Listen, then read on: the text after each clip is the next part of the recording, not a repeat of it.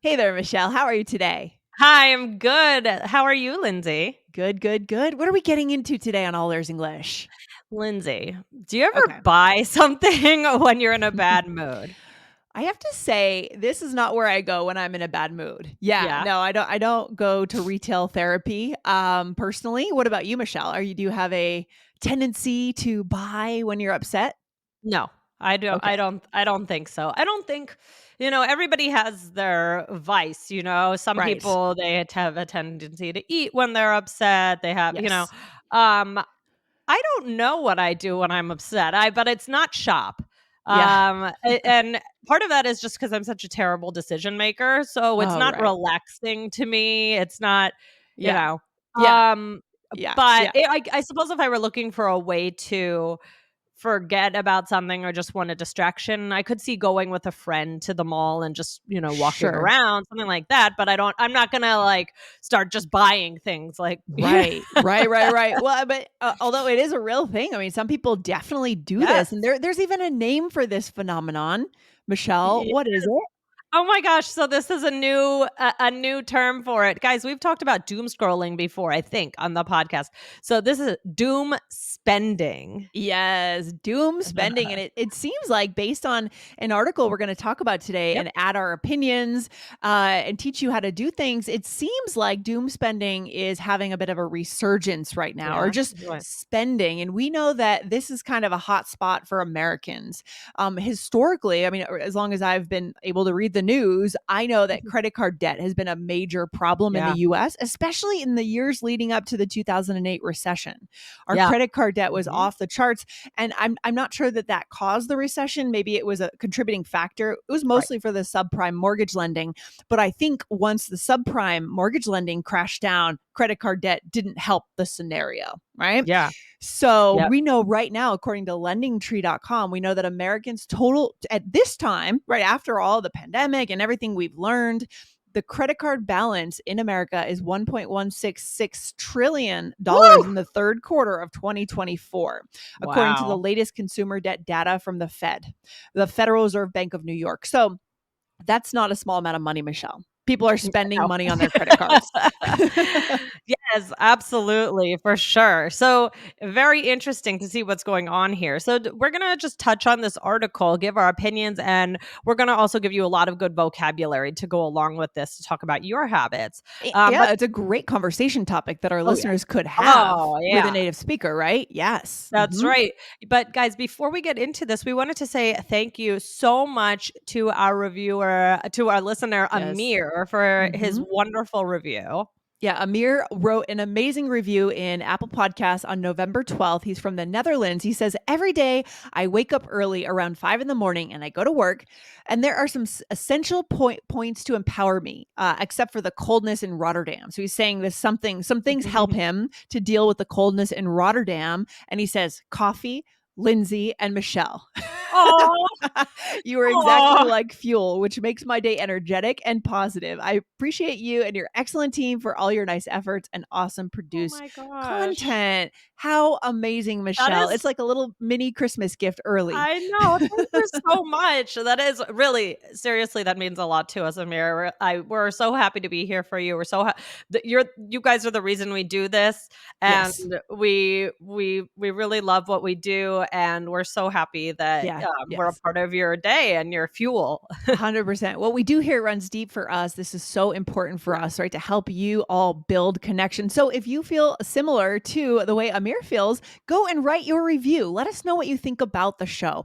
Wherever you're listening, guys, whether it's Apple Podcasts or Spotify or the app, the Android, iOS app, leave us a review and we'll read it out loud on the show. All right? Good. Absolutely. Thank you so so much. Yes. Okay, Michelle, let's get into doom spending. First of Doom all, what does the spending. word doom mean? Doom. It's like, something bad. Something Yes. bad is happening, right?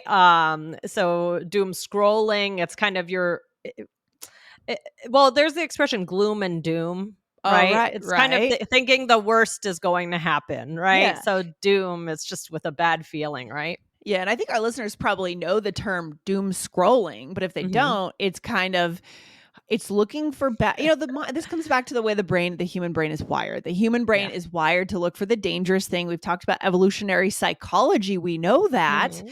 it's wired to focus on the dangerous, the bad thing. So sometimes when we're in a certain mood, we want to go to Instagram or Facebook and look for kind of, I don't know, things that make us feel rotten, right? Yeah.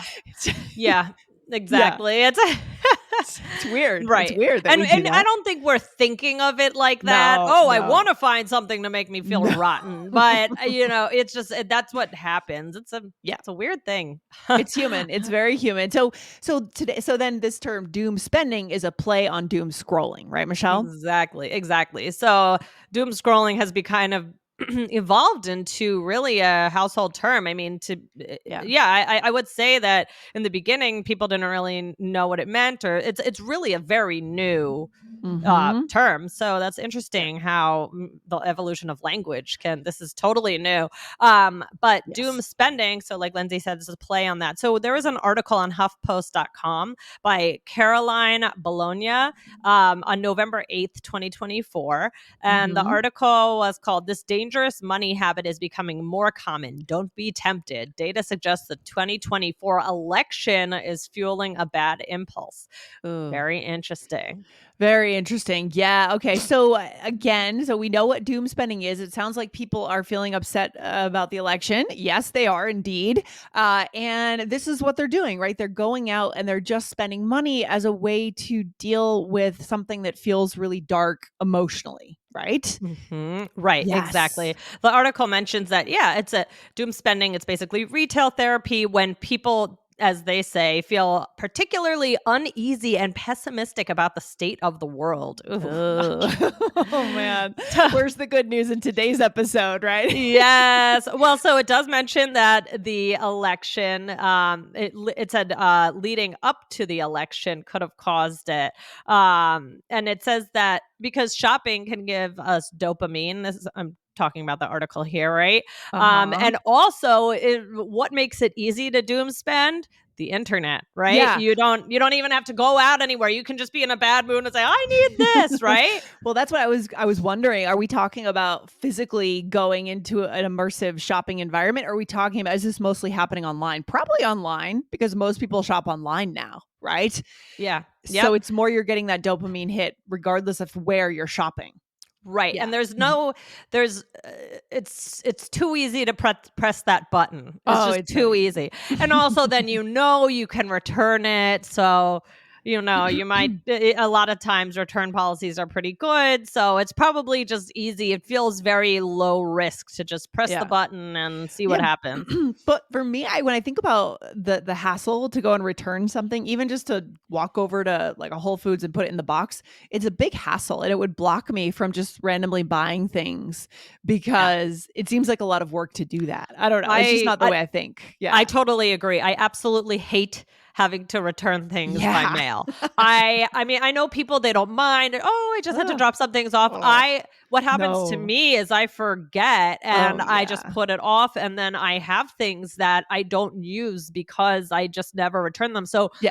to me, I do try and be pretty careful about what I buy because I Yeah. don't know. I think I take it even more seriously than an in-person purchase. Yeah. It's just a lot of work. Things will sit on your countertop ready to be returned for 2 Right. months and then you miss the deadline. So it's Right. like, Oh, it's terrible. I hate that. Yes. yeah. And Lindsay, I just wanted to let our listeners know that towards the end of this episode, we are going to have a poll on Spotify. Guys, we've been doing Yes. these really, really fun polls to interact with you on Spotify. If you're listening on Spotify, you get a lot of polls, and some of them we announce the results. That's right, and we have a So, good yeah. question today, right, Michelle? It's a very cultural question, right? A practical cultural question about how things Yes. vary around the world. So, Michelle, is there a quote from the article that would be interesting here for our listeners to know?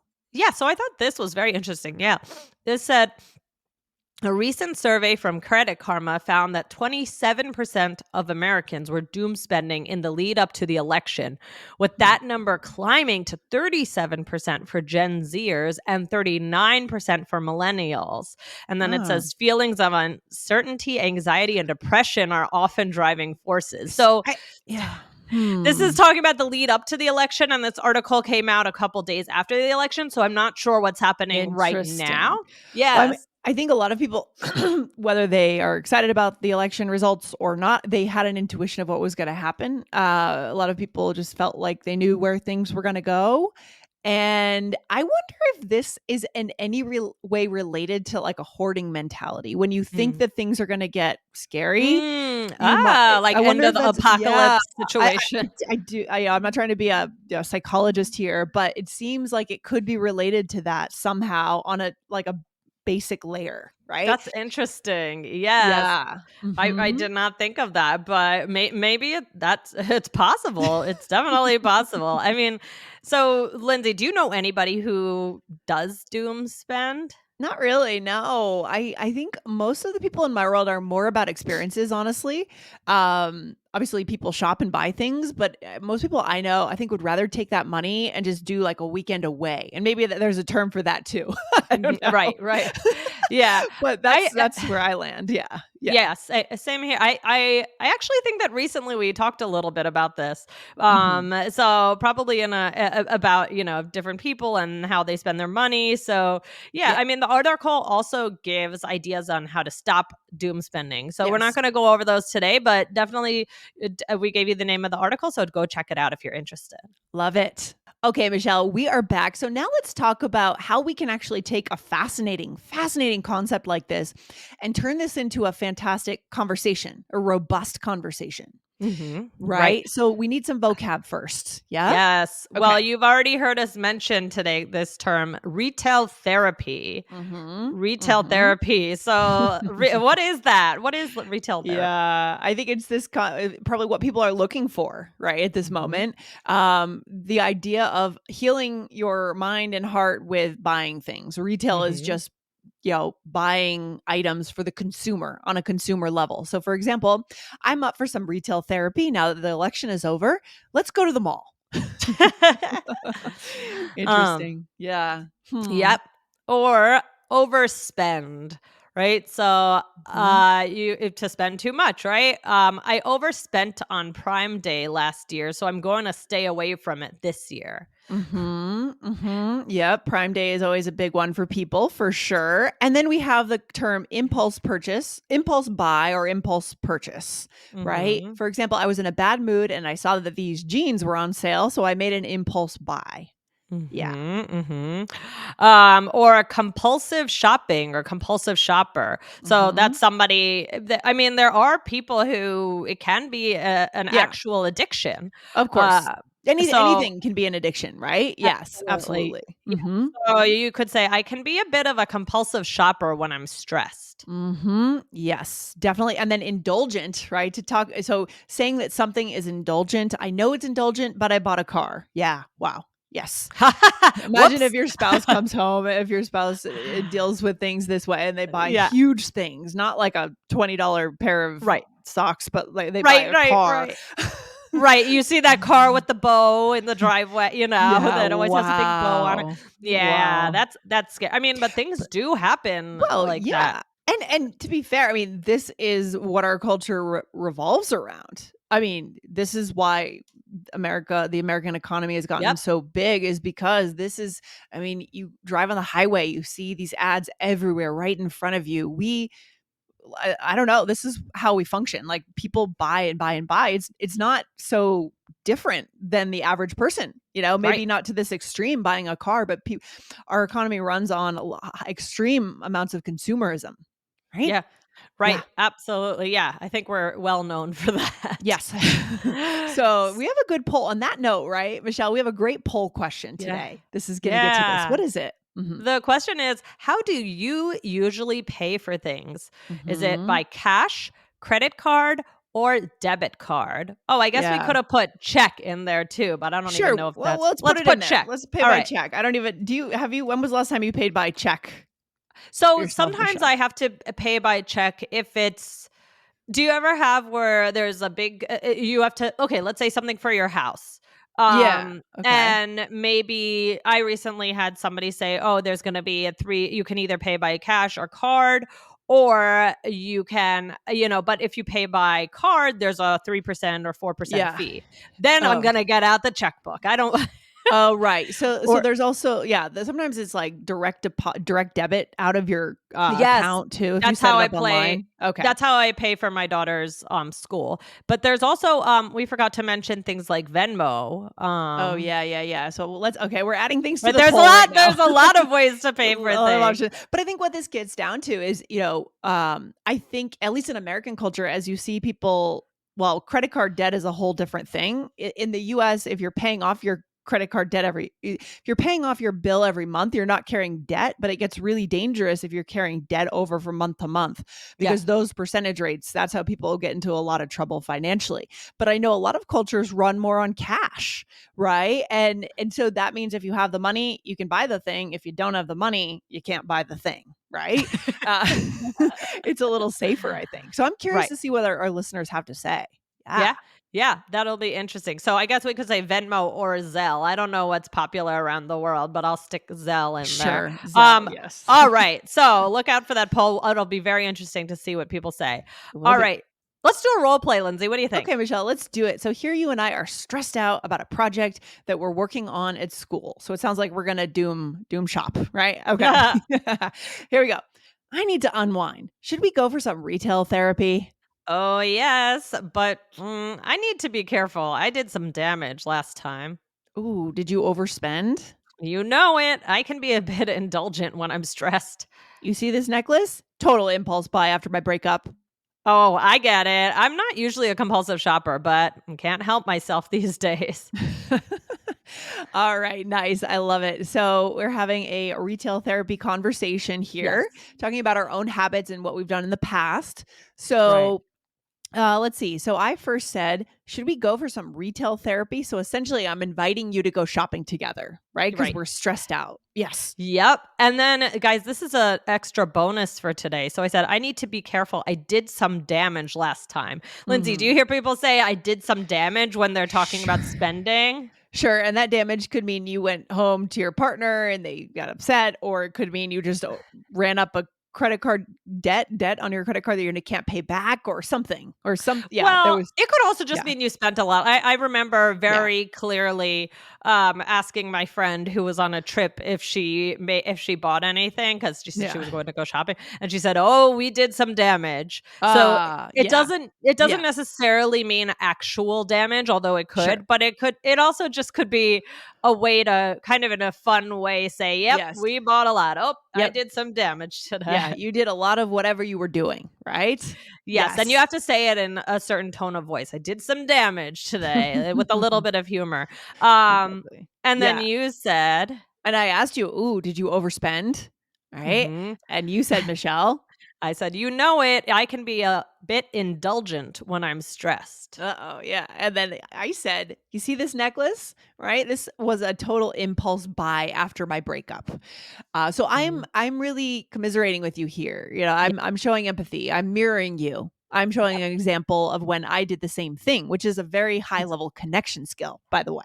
Right? Definitely, definitely. Ooh. And then I said, "Oh, I get it. I'm not usually a compulsive shopper, but I can't help myself these days."